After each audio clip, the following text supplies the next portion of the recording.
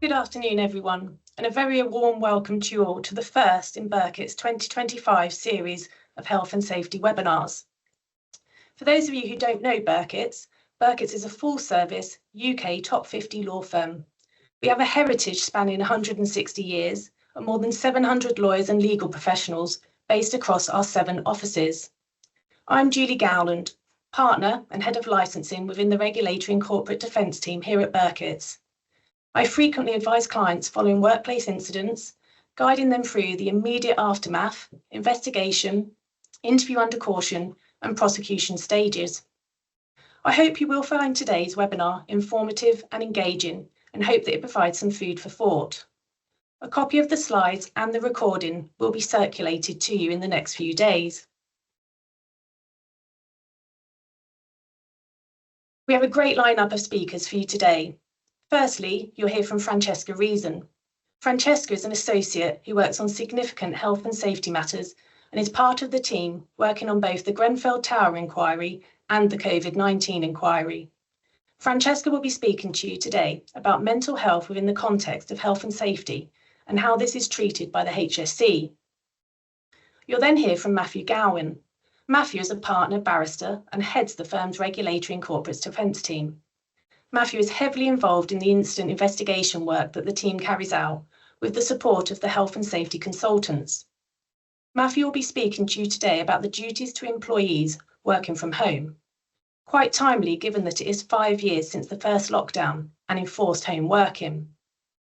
We'll then hear from Eddie Scoggins. Eddie is a health and safety specialist within Birketts, who up until recently worked at Hutchinson Ports as the head of health and safety. Prior to that, Eddie worked for the HSC for in excess of 20 years, performing the role of principal inspector, and was therefore responsible for investigating some of the most serious workplace incidents across East Anglia. Eddie has a wealth of knowledge and will be speaking to you today about a phrase that is the heart of most health and safety: what is reasonably practicable in a safety context. There will then be a case law update from myself, along with an opportunity for a Q&A. On that point, please do submit questions for our speakers in the Q&A section at the top of our screen. I'm grateful to those of you who have already submitted questions for our speakers. So enough from me for now. I'll pass over to my colleague, Francesca.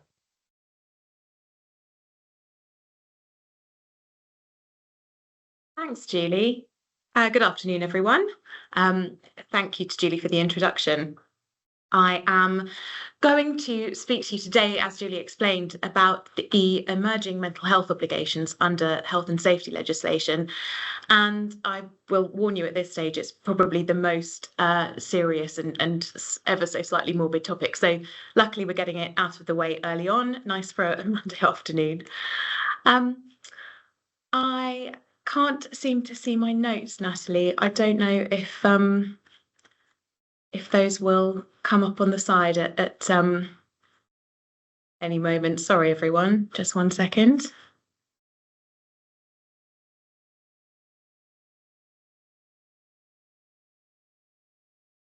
If not, don't worry, and I can just carry on. Can carry on without them.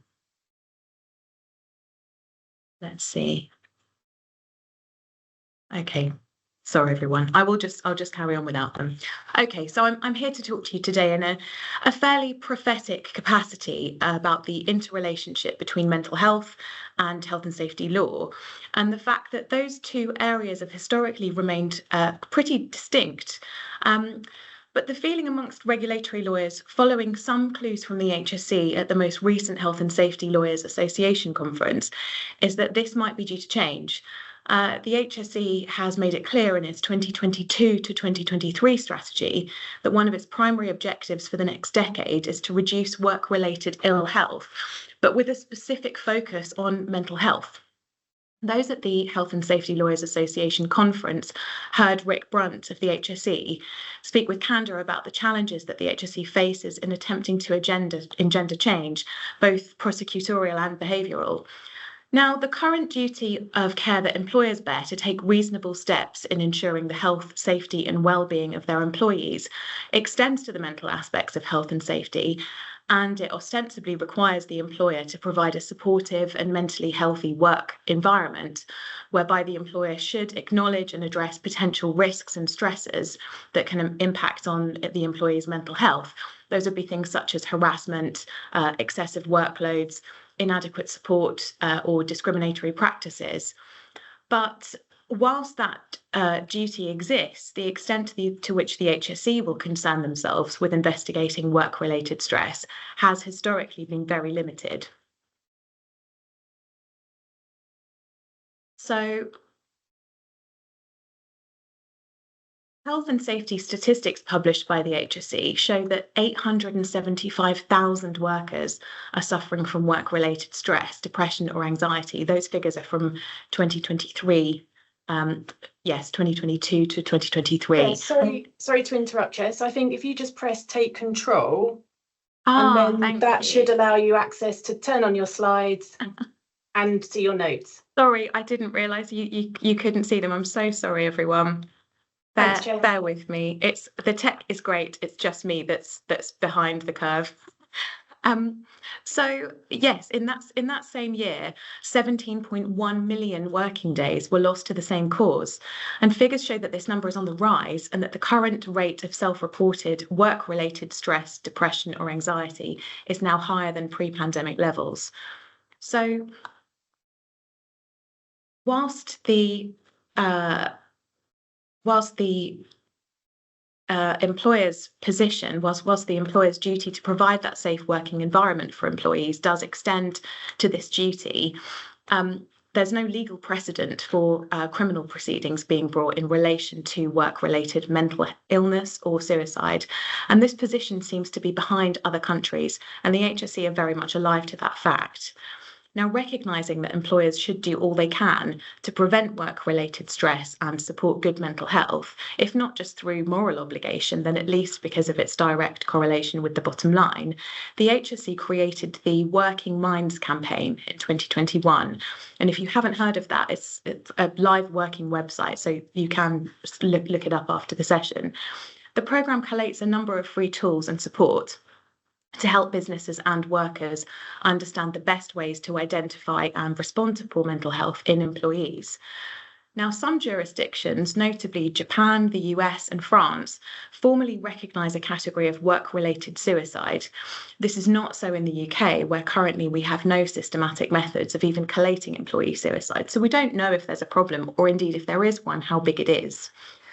Now, in 2022, because of this, the HSE commissioned the Workplace Expert Health Committee to write 2 reports.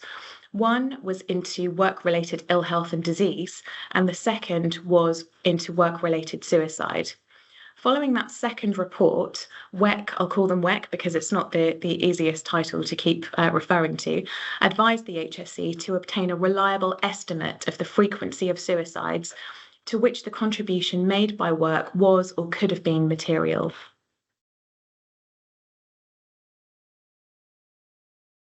In its report, the WEC considered the ways in which work or job factors might play a role in work-related suicide risk, and they found that work-related stressors such as job insecurity, low pay, bullying, high demands, low control, lack of support, negative relationships, poorly defined roles, or uncertainty due to change are all factors that could, not surprisingly, influence the tendency towards ending one's own life.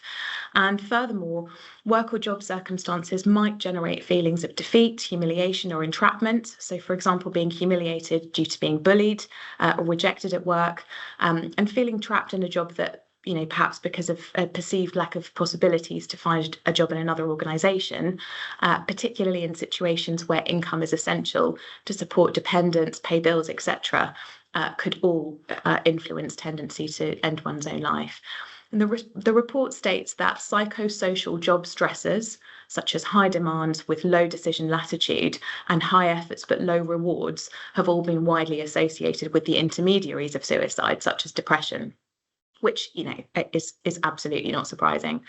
The WEC also considered whether an individual's death by suicide can be attributed to their occupation. And in doing so, they found that the French and American systems and found that in both, suicide is automatically considered to be work-related where it occurred in the place of work and or where there was circumstantial evidence of a link to work. So, for example, a note describing work stress or evidence from family and friends citing work-related ill health. Now, the burden of proof is on the employer to prove that suicide is not work-related in those circumstances.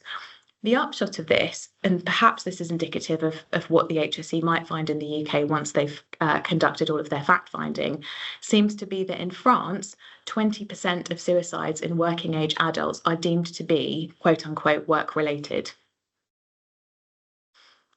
So what next for the UK? Well, as I said, the UK currently does not recognise workplace suicide, and under Riddle guidance, suicides are not reportable.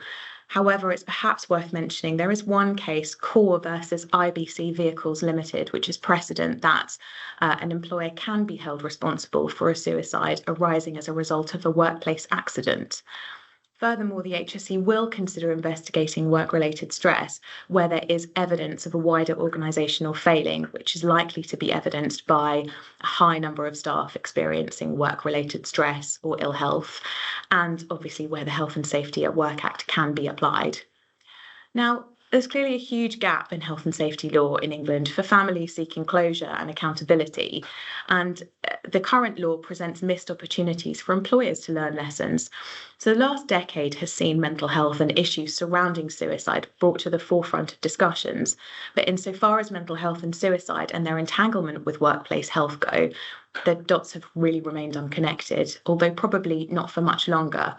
We expect to see slow incremental change in the HSE's approach, and we would not be surprised if prosecutions were considered where there's evidence of a number of staff suffering from poor mental health, coupled with organisational failure to address such issues.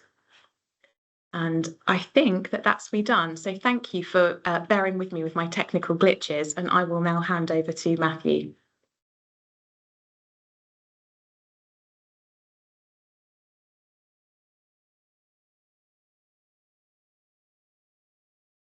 Thanks, Jess. Hi, everybody. Just before I get on to my slides, just picking up on what Francesca was talking about there.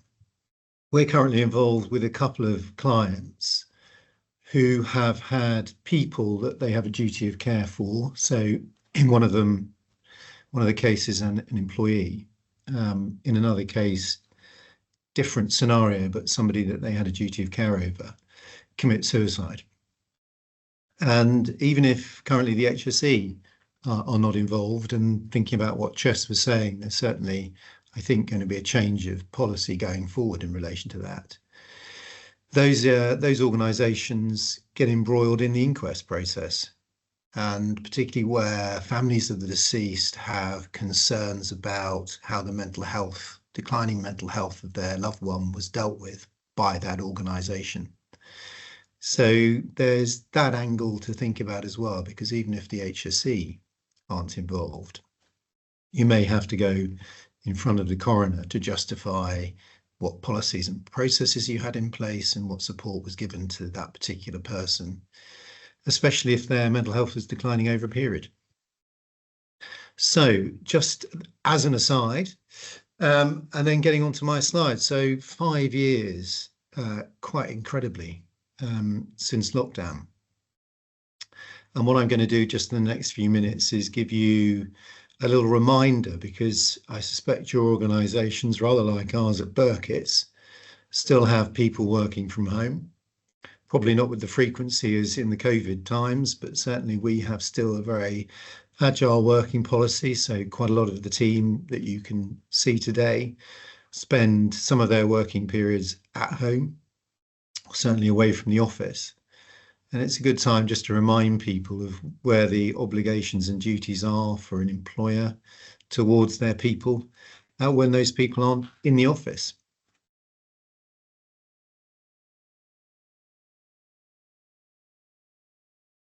One second.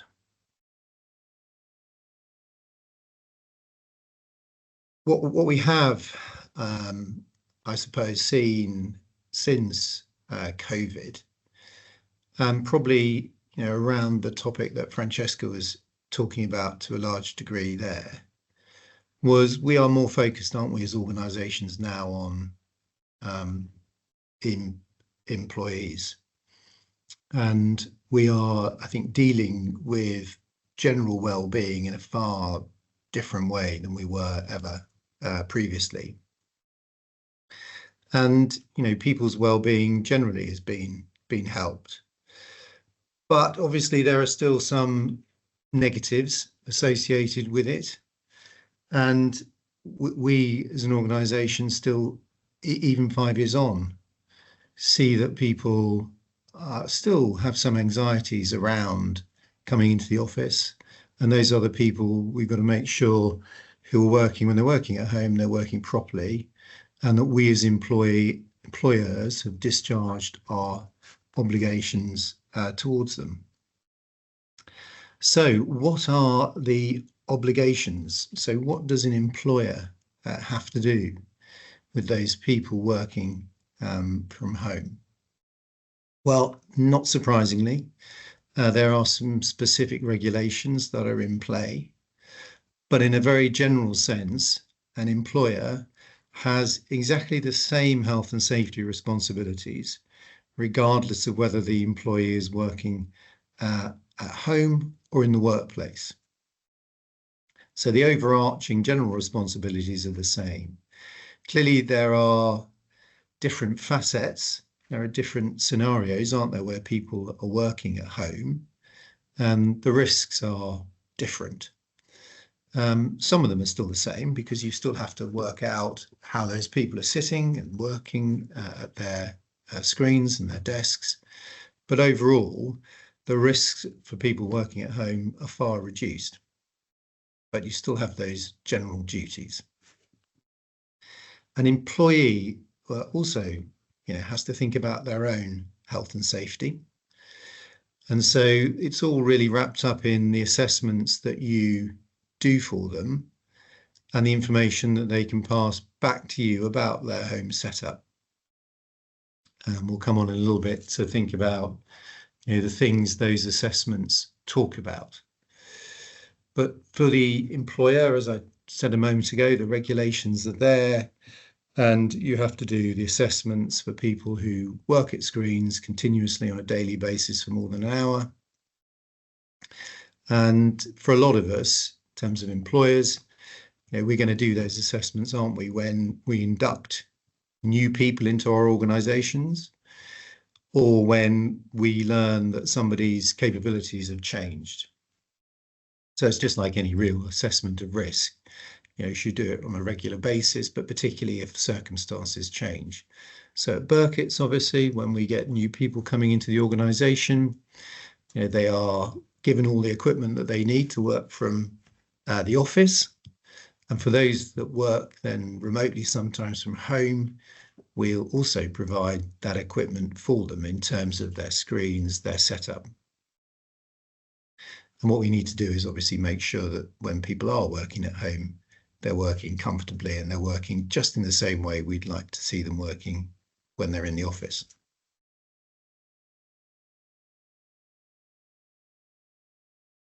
So how do you, as an employer, sort of fulfill that duty? One of the things, obviously, that you're trying to mitigate against is people suffering problems with their physical well-being. Because as we all know, whether we're, and I'm now wriggling in my chair just at the thought of, getting a bit of back pain. One of the things that sitting constantly at a screen and working is going to have issues for is going to be back, shoulders, wrists. Also, it can lead obviously to eye fatigue.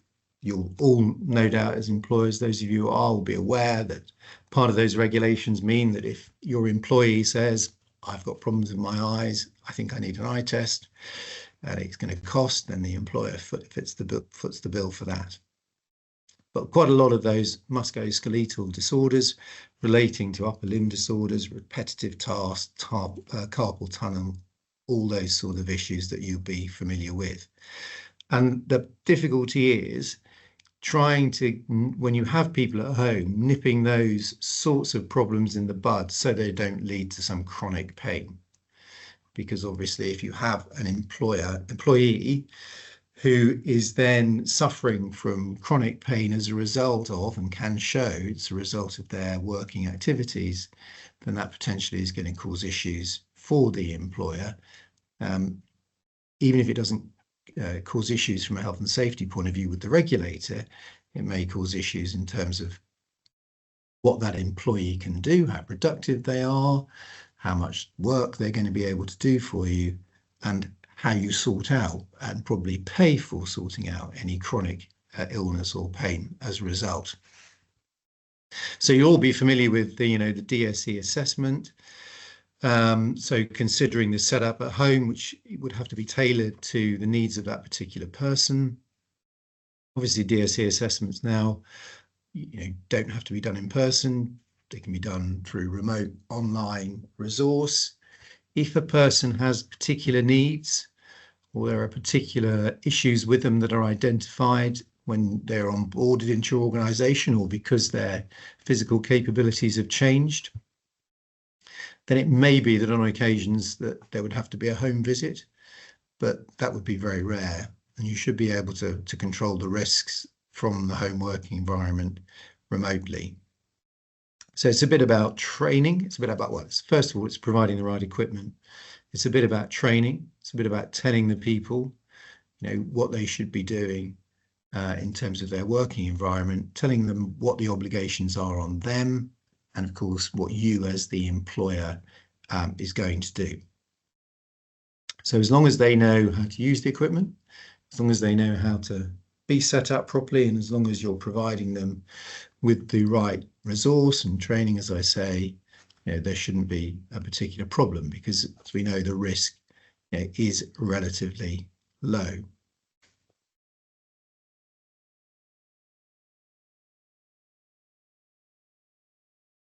There are, I touched on it a little while ago, didn't I? Still some mental health challenges. And as Francesca was saying, just because you've got somebody working at home, it doesn't mean you as an employer should not be alive to them.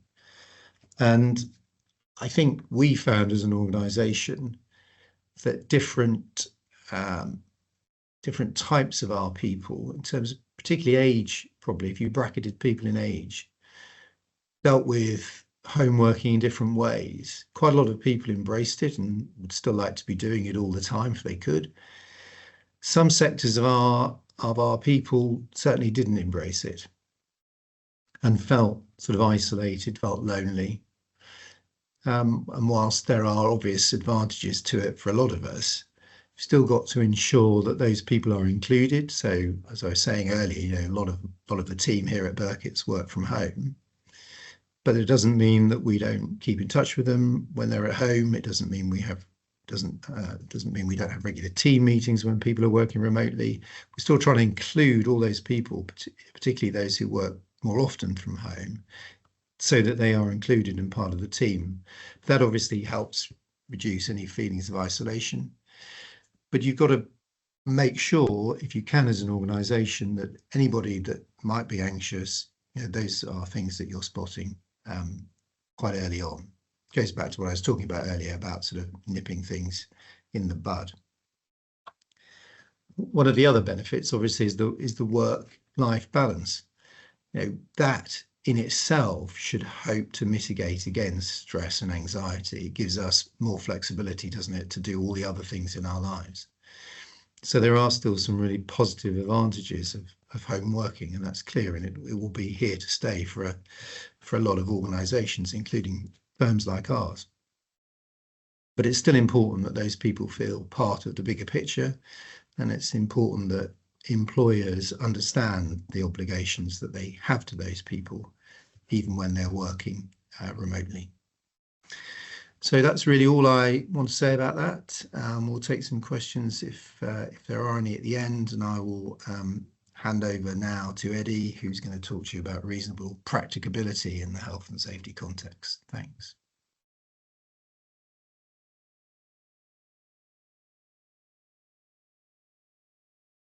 So, good afternoon.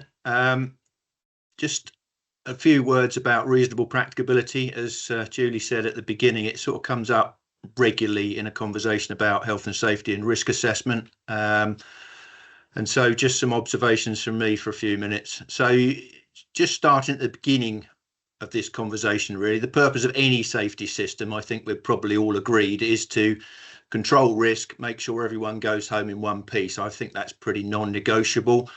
And risk control sits right at the heart of what we do.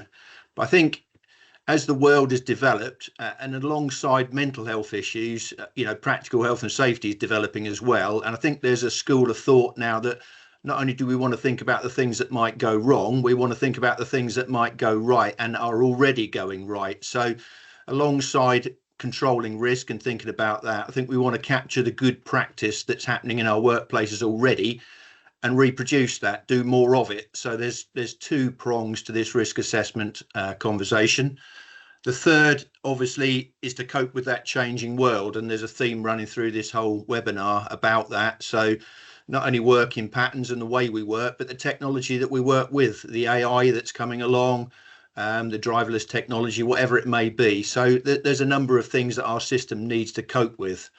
And if we're going to make sure that we've got all the necessary risk control measures in place, then we need to undertake a risk assessment. That's fairly self-evident, I would have thought. And I'm sure you're doing that already, and some thoughts on how we might develop that process. Those assessments, as we know, can be topic-based. So we talk about slips and trips and work at height and generic assessments. But sometimes we need to dig a little deeper and go for the specifics. So a task-based risk assessment, driving a piece of plant or operating some machinery. And if we think about the key terms that we use every day, let's just think about what some of those mean, because they're critically important to this conversation and we need to get them right. So reasonable practicability has been around since 1974 at least, and probably longer. It stood the test of time. It's a well-developed concept of balancing the risk and the cost. So the higher the risk and the worse the outcome could be, the more cost. And the cost isn't just financial cost, that's cost in terms of your time, your effort, and the resources you put to it, the more you have to put to it as the risk increases. And I think the bit that's sometimes left off this conversation in terms of reasonable practicability is my last point, which is the general expectation that we will implement the control measures unless they're grossly disproportionate, particularly where the risk is high. So the expectation on us as employers is to do stuff unless we can prove that it's just going to be ridiculously expensive. So, you're never going to spend £1 million to stop somebody breaking a fingernail, but you may spend several £1 million preventing a fatality. So that's something to think about with that expectation. Critically, we clearly need to know the difference between hazard and risk, and I'm still surprised as I go around businesses how many people still don't really understand this to the extent they can describe it to me. So let's be clear. Hazard is about potential, the potential to cause harm. Risk is about likelihood, the likelihood that harm will occur in your circumstances. So in your workplace, in your work activities, in the jobs that you do. And there's a couple of other terms on there about, you may have heard so far as is reasonably practicable, which we're talking about, but as low as is reasonably practicable comes up in some legislation and some conversations. For all practical purposes, they mean the same thing. So they're interchangeable in the context of the conversation we're having here. The final point I want to make on this slide is that whilst we talk about reasonable practicability, not every piece of legislation is qualified by reasonable practicability. So don't get caught out. If you look at some of the pure legislation, for example, the duty to maintain, it simply says you maintain your equipment in an efficient state. It doesn't qualify it in any shape or form. So be clear that whilst the overarching duties are qualified, some of them aren't.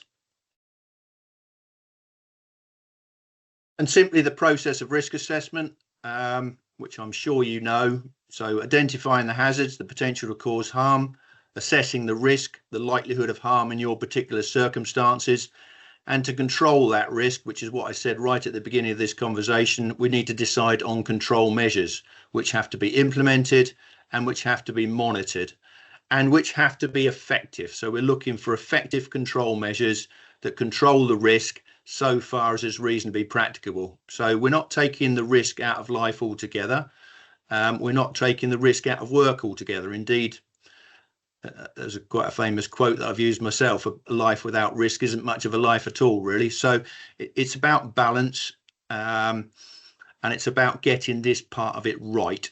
So that's the process, and that's the loop that you need to go round. So you will continually go round a loop of risk control where you decide on your control measures, you implement them, and then you go back and check. And in my experience, the going back and checking is the part that's often missed.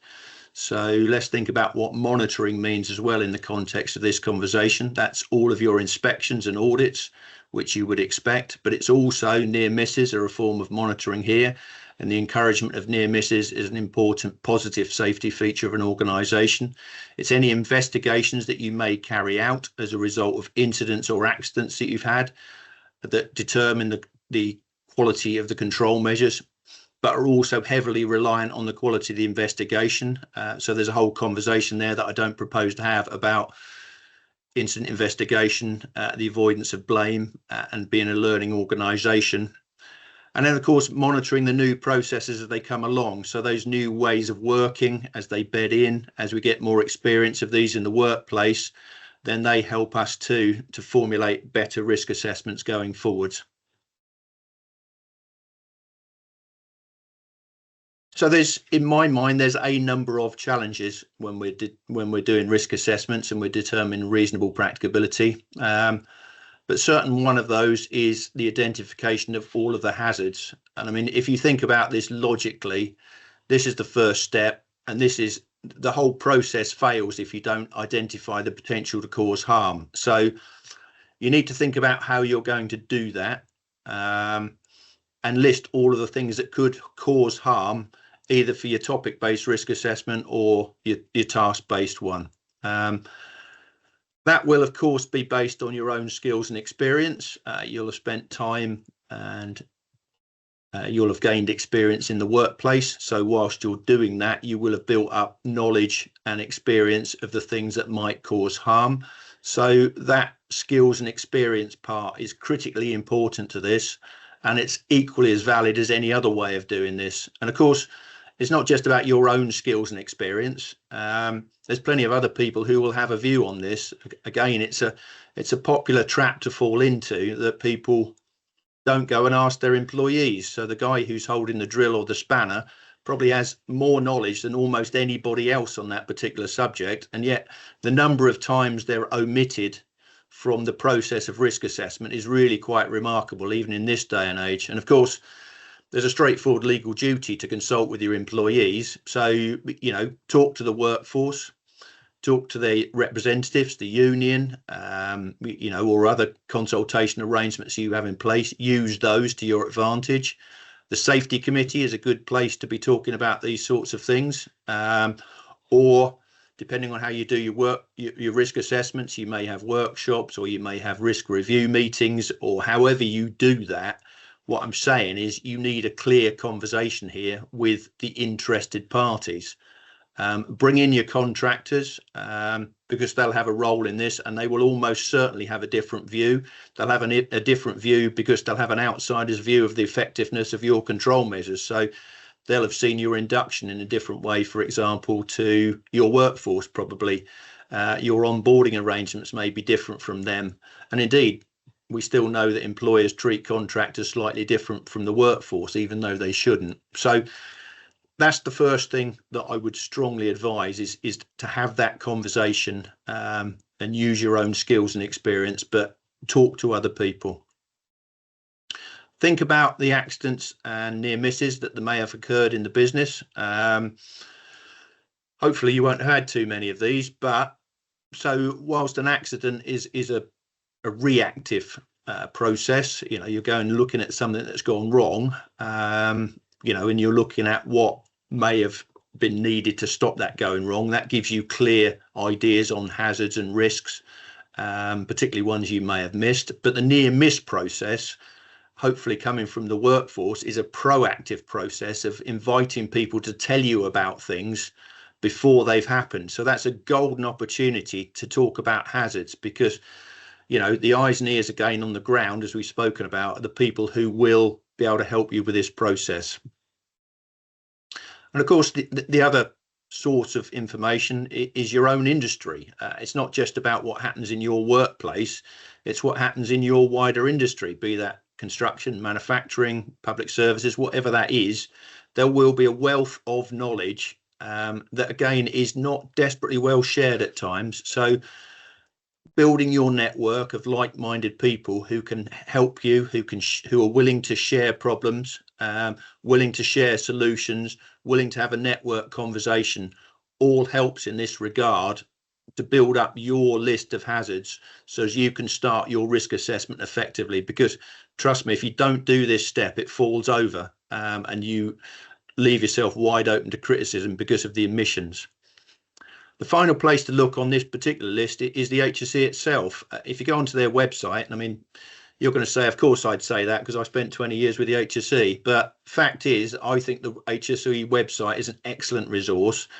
I've used it myself for over 30 years, and most of the information you need is reasonably well accessible if you go looking for it. And in particular, the HSE risk assessment template can help you in this respect. And the list of resources that goes with that for particular industries also helps you as memory joggers or whatever else you need to get this part right. And I think the second, and this is sort of coming to the sort of crux of what I want to talk about really, the second part of this key challenge conversation is knowing that you've done enough. So if you'll pardon the vernacular, any idiot can start a risk assessment, but it takes a decent professional to know that you've done enough and to finish one off. And that's the skill, in my view. Once you've got your hazards, you assess the risk, you look at your control measures, and that's a $64,000 question, is have you got all the right control measures? How do you know that you've done everything reasonably practicable? So the first piece of advice that I can give you is the answer to this question is not getting bogged down in matrices and formulas. They can, in certain circumstances, be very helpful. If you happen to run a chemical factory or a petrochemicals processing plant or whatever else it may be, then that will certainly help you, and you would expect to see them. In a routine risk assessment for operating a JCB on a building site, then probably less so. What we're interested in the second circumstances is the practical control measures that keep the driver and anybody around him safe. So I'm not saying you shouldn't use matrices, but I'm saying please don't get sidetracked by them. Don't get bogged down in them. And indeed, this year already, I've had quite a difficult conversation with a nameless organisation who was very focused on the matrices and the colours and whether it was 4x4 or 5x5, and really got lost with the bit about practical control measures, which went by the by. So for our small to medium-sized businesses, there are some major sources of information on reasonable practicability, and I simply don't know why you wouldn't use them. So the HSE itself, I've already spoken about them. Their guidance is freely available. It's free of charge.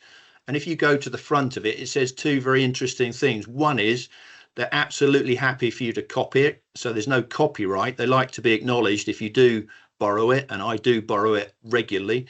And the second thing it says is that it offers you a way of complying with the law. So the HSE itself, in a lot of respects, is telling you what they believe to be reasonably practicable. So heaven forbid you were, you did end up in front of the guy with the wig, and you were able to show that you'd taken the code of practice for, plastic injection molding machines, and you'd followed it to the letter. Then you would be in a very strong position to demonstrate that you've done everything that's reasonably practicable.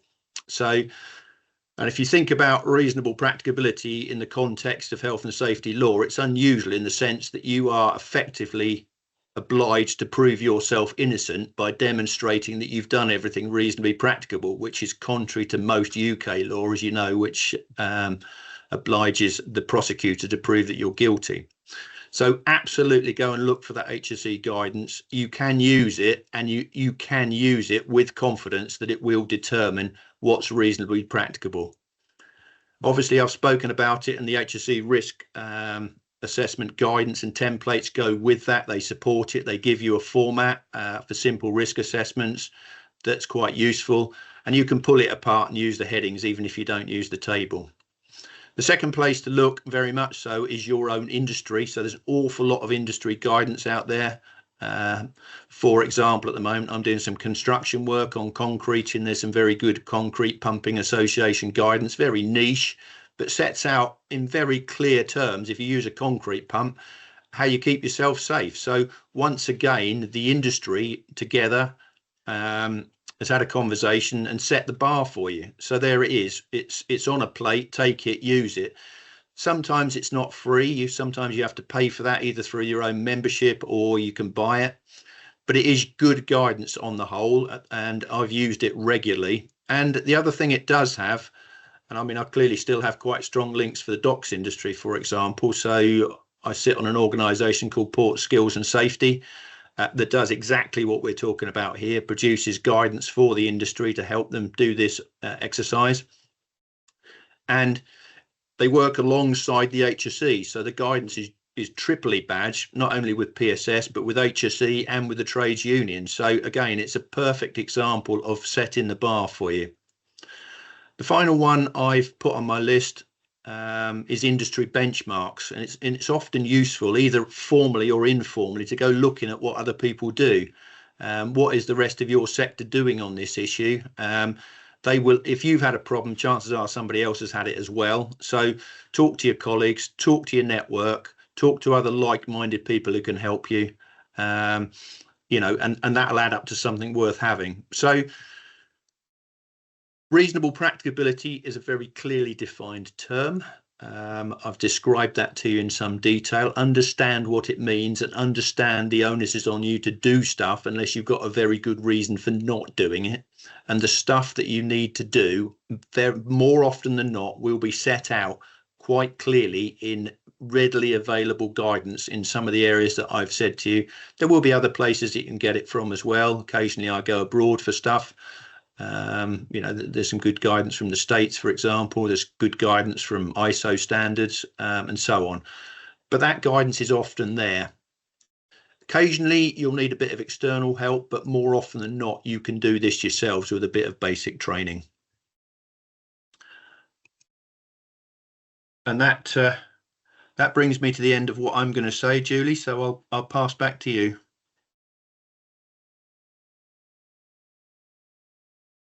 That's great. Thanks very much, Eddie. I'm sure everyone will agree there's some really useful take home there. So the first case I'm going to speak to you about today is that of Snowdome Limited in Birmingham. This case involved an indoor skiing company based in Tamworth who were eventually fined £100,000 following the death of a schoolboy. In September of 2021, Lewis Watkis, who was aged 12 at the time, had been at a tobogganing birthday party at the Snowdome. He was descending the main ski slope on a toboggan when it slid into the back of a member of staff who was conducting a slope walk. He fell backwards onto Lewis, who sadly died at the scene from head injuries. The HSE investigation that ensued found that Snowdome Limited did not have a suitable and sufficient risk assessment for tobogganing activities and had failed to properly consider all persons likely to be on the slope during tobogganing. As a result, there was no safe system of work, information, instruction, training or supervision to manage that risk, the risk between toboggans and pedestrians. The HSE found that Lewis's death could have been prevented if the company had done what Eddie's just been talking to you about and adequately assessed and controlled the risks associated with those activities. This case forms a really useful reminder that venues and employers must ensure suitable and sufficient risk assessments are in place and employees are provided with safe systems of work, information, instructions, training and supervision. Often risk assessment guidance is more commonly associated for use in workplace, factories, construction sites, but it's good to remember the same principles apply for busy venues like indoor ski slopes. The possible risk to people from equipment, the movement of visitors and staff needs to also be thought through. As we're aware, under health and safety legislation, employers are required to do all that is reasonably practicable to ensure and protect both their employees and others from harm, and assessing the risk is just part of that overall process. Snowdon Limited pleaded guilty to an offence under Section 3.1 of the Health and Safety at Work Act 1974, were fined £100,000 and ordered to pay costs.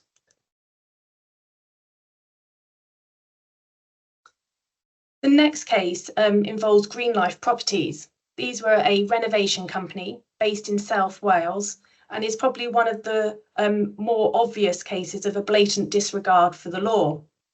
They were sentenced after defying enforcement notices from the HSE. HSE inspectors attended following reports of unsafe construction work to inspect refurbishment works in September of 2023. Greenlife had failed to heed the HSE's warnings about the dangers posed to workers by a deep excavation of the entire back garden of a house in Aberdare.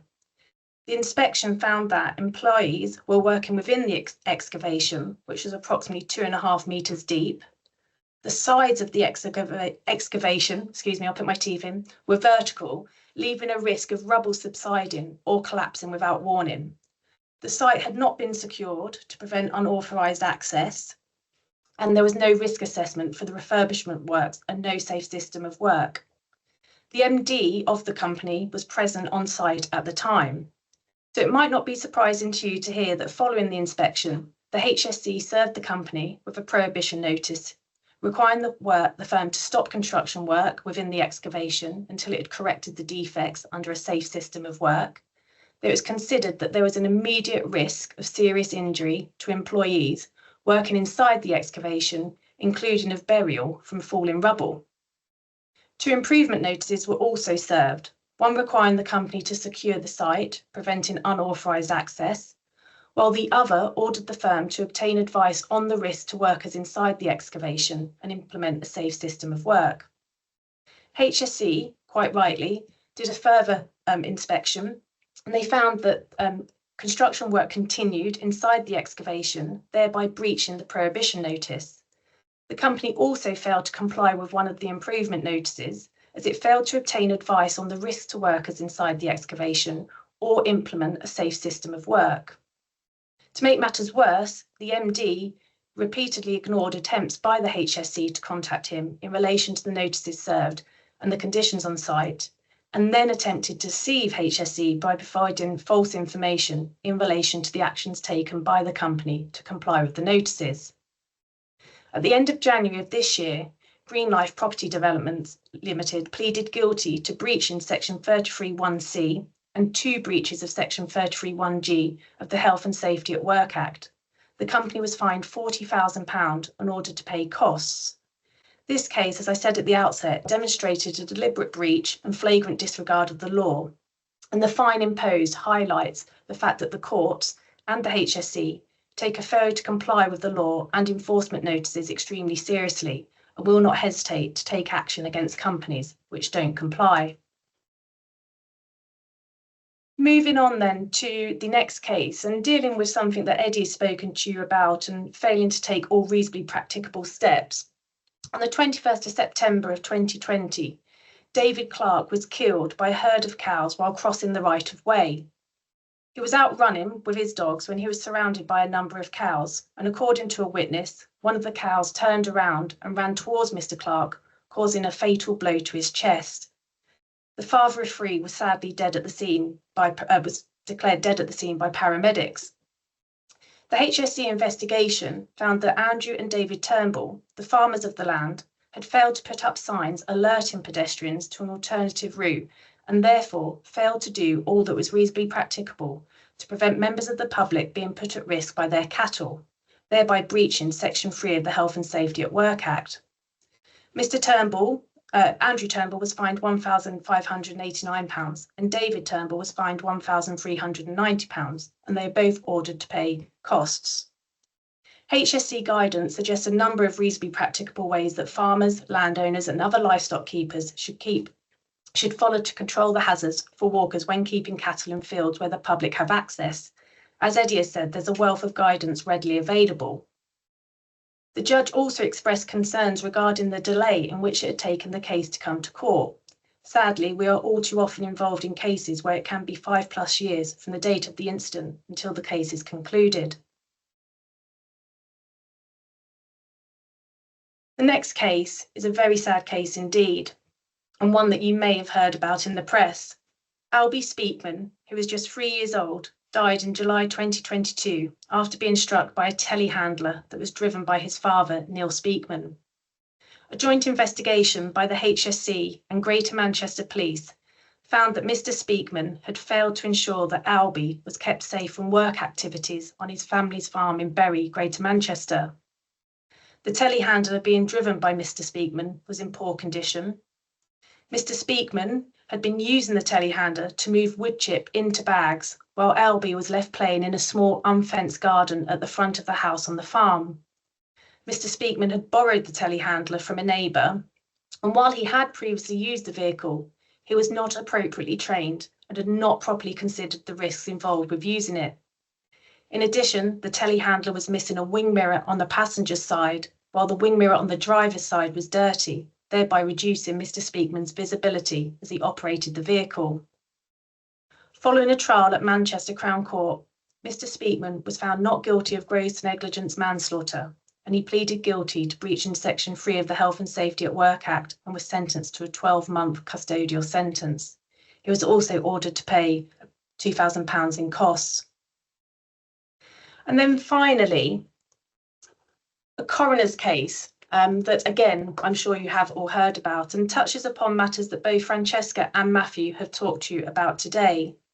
Ruth Perry tragically took her own life in 2023 following an Ofsted investigation which labelled her school inadequate. During the review, Mrs. Perry was brought to tears during a meeting with the inspector and later told her husband that the lead inspector was a bully and had come to the school with an agenda. She believed her career could be over following the Ofsted inspection, and her family recalled how she feared being blamed for the change in standard and felt unable to show her face in public. Following an inquest into Mrs. Perry's sad death, the death was confirmed as suicide contributed to by the Ofsted inspection. A Prevention of Future Deaths report was published by the coroner and was later commented by Ofsted. Within the report, the coroner's concerns were that there is an almost complete absence of Ofsted training or published policy on identifying and dealing with stress in school leaders, and no clear path to raise concerns during an inspection. As a result of Mrs. Perry's death and the report, Ofsted have accepted the coroner's findings and have implemented policies to combat the stress of senior staff.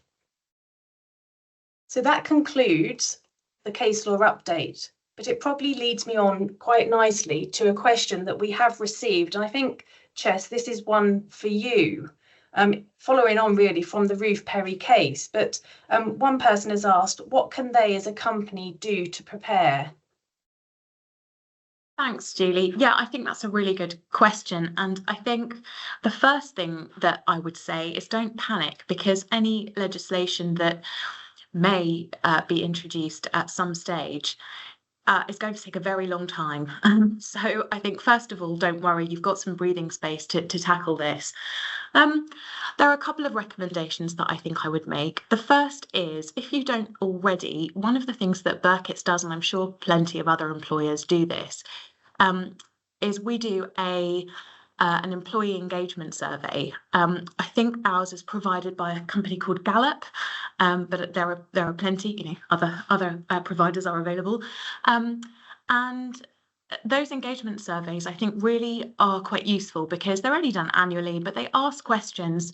I've got some examples here, actually. They ask questions such as, how satisfied are you with your company as a place to work?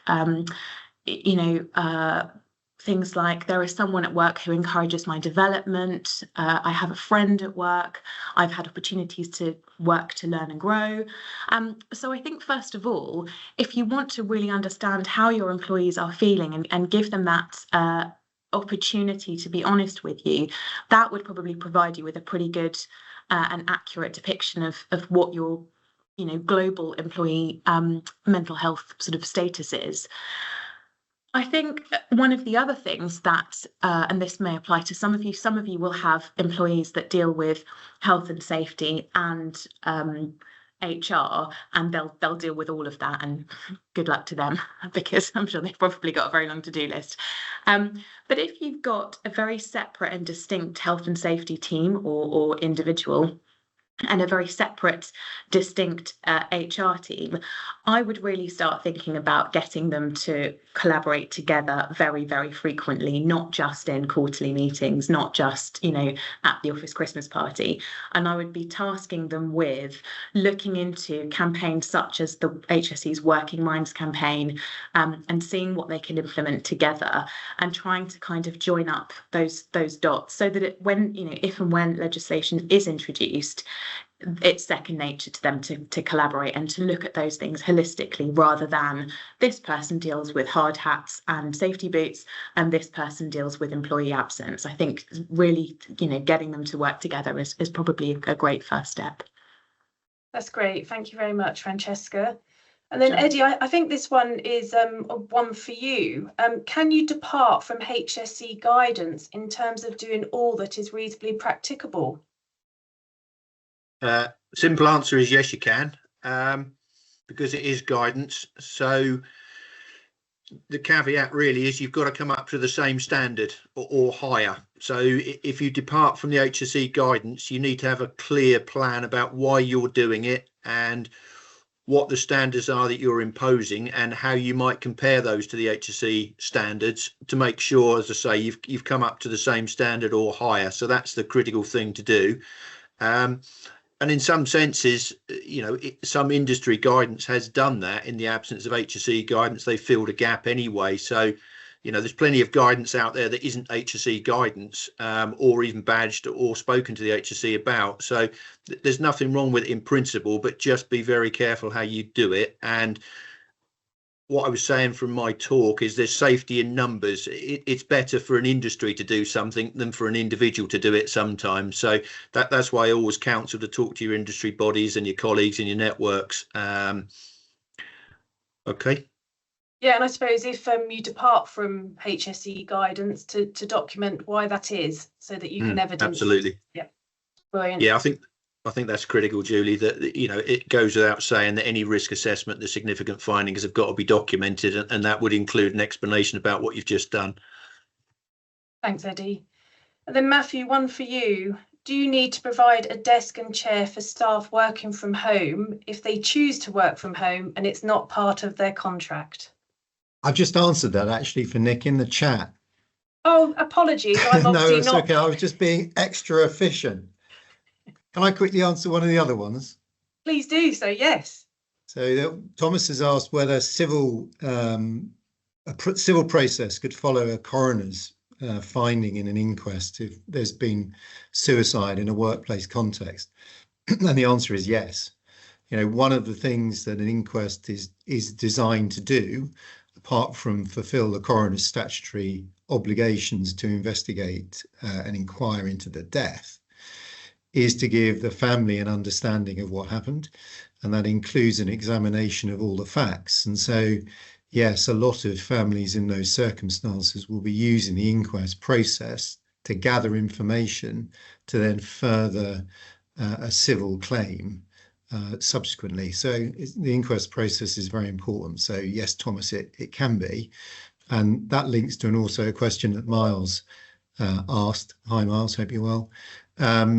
Which is what we would expect an employer to get together in terms of records and documentation in order to try and defend an allegation that a suicide is related to failings within the employer organisation. So Francesca and I, a couple of years ago, did an inquest in Norfolk, where in fact the employee had actually taken his own life at work, although ultimately it wasn't a work-related fatality. And the answer to the question in a very general sense is you've got to ensure that you have the records in place to show that you've been able to monitor, as Eddie was talking about, monitor what was going on with them. You've signposted them to your internal wellbeing policies and procedures and resources. Here at Birketts, we have mental health first aiders, obviously, but more importantly, we have nurses who are people can go and talk to. There is lots of online resource. We can hook them up with counsellors and obviously other mental health professionals if necessary. So you'll need to have all that documented, and also that you've signposted the person to them. Ultimately, you cannot make people engage with them. If people don't want to engage with professionals to try and help them when they're going through a mental health crisis, you can't force them to do that. That's, as an employer, other forces are available if it got really bad. So you just have to have the documentation there to show that you've done all that you reasonably, practicably could to ensure their welfare. And so it's having that bank of information available to show the coroner. Thank you very much, Matthew. And on that note, that draws our webinar to an end. Please don't worry about any questions that we haven't had the opportunity to answer on today's webinar. We will make sure that we address those. If there are any other further questions, please do submit them and we'll get back to you. As I said at the beginning, a copy of the slides and the recording will be circulated to you all in the next few days. And a note for your diaries, our next webinar will be on the 16th of June, and we hope to see as many of you as possible there. If you have any topics that you would like us to cover, then please do let us know. But for now, have a very happy Monday afternoon, and thank you.